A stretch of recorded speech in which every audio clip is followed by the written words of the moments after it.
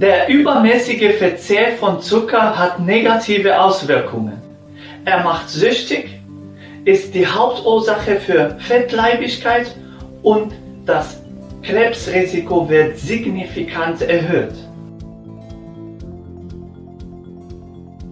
Es ist gar nicht so leicht, aus dem industriellen Zucker aus dem Weg zu gehen, denn 80% der verpackten Lebensmittel enthalten Zucker.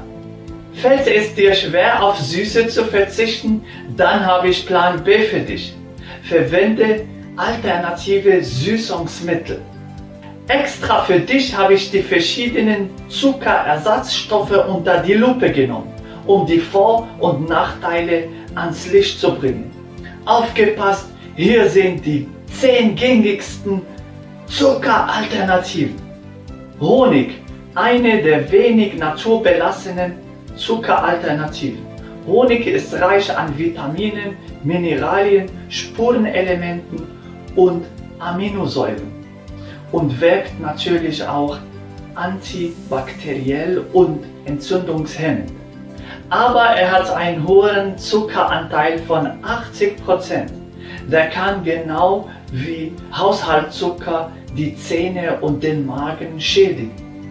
Deshalb in Maßen dosieren. Agavendicksaft kommt aus der mexikanischen Agavenpflanze.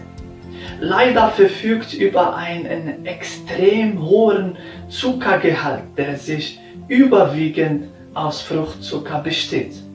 Bei erhöhtem Konsum kann zu Blähungen und Durchfall führen. Deshalb kann ich von dem Dicksaft abraten.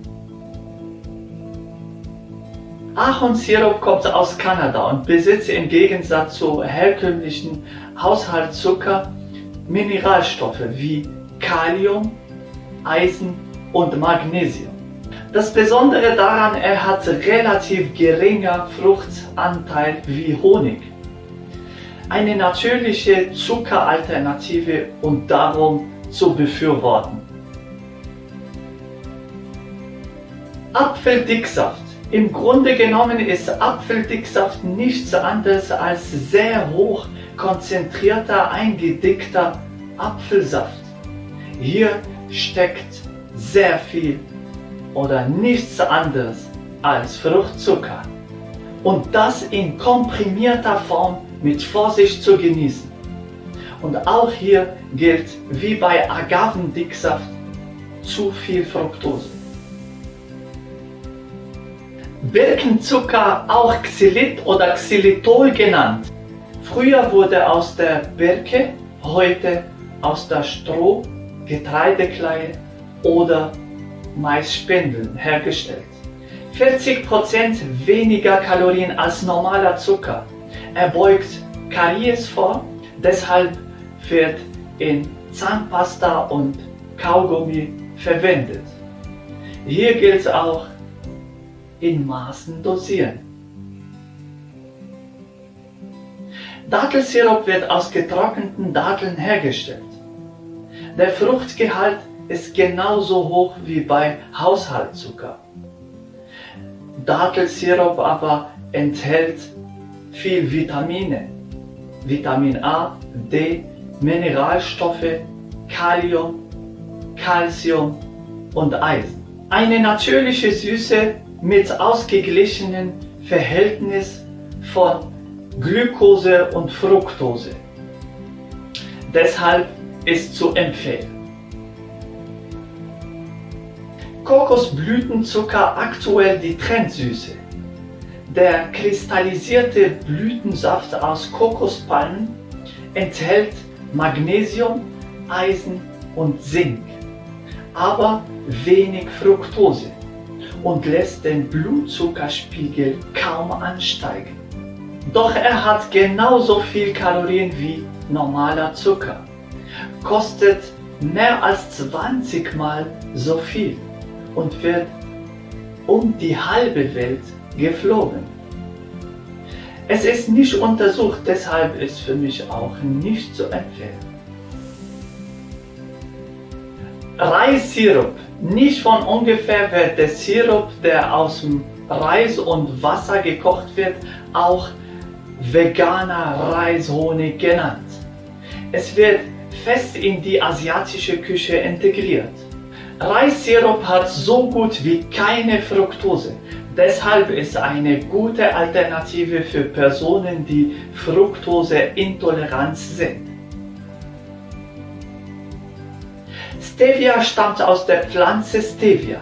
Aufgrund seiner hohen Süßkraft ist es schwierig, in herkömmlichen Rezepte zu integrieren.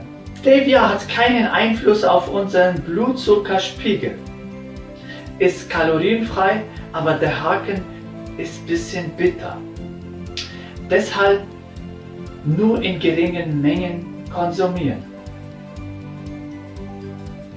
Brauner Zucker oder Rohzucker besteht über 90% aus Saccharose, enthält aber Spurenelemente und Mineralstoffe. Aber trotzdem, brauner Zucker ist nicht gesünder als weißer Zucker, auch wenn der Volksmund es gerne behauptet. Beide Sorten enthalten 400 Kalorien pro 100 Gramm und sind schädlich für die Zähne. Deshalb brauner Zucker ist nicht zu empfehlen.